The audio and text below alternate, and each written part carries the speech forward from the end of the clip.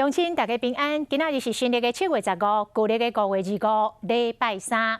新闻的头一条：台中港狂风暴雨，客停车回无路驶落海，4个人死亡，1个人破汤逃生。这是发生伫台中港信号台边仔的码头。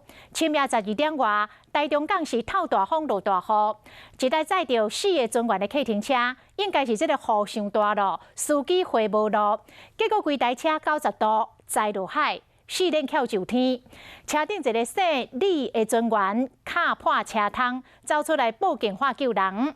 但是车顶的司机甲伊其他3个同事，总共4个人走无出来，拢过往路。差太远了啦！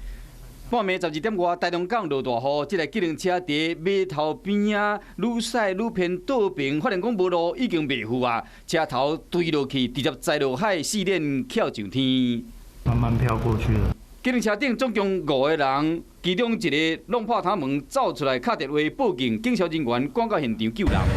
机动车吊上花了，搜救人员伫车内发现司机甲一个52岁姓黄的人客，甲70岁姓柯的人客，验过拢无开啊。到透早6点外，警方伫26号码头发现一个查甫人遗体，敢若是另外一个人客。他也做很久了，对，他才来1个礼拜，对，就这样的不幸，所以这个我们也难接受。伊是52岁姓黄的人客，大姐伊讲伊小弟是工作船的船员，工作真认真，有2个囡仔，后生咧读大学，查某囝才国小4年尔。迄暝是因为过顿甲休困，甲公司的同事做伙食饭，有啉淡薄仔酒，甲另外3个同款是船员的同事，坐机动车想不到发生意外。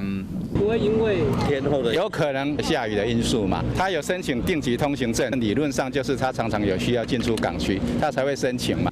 机动车落落海地点是伫台中港信号台边仔码头，这是上港出入的拢是大型的货轮，边仔无明显的护栏，是因为船只补给的时好停车较方便。机动车有申请港口通行证，应该是时常咧出入港区。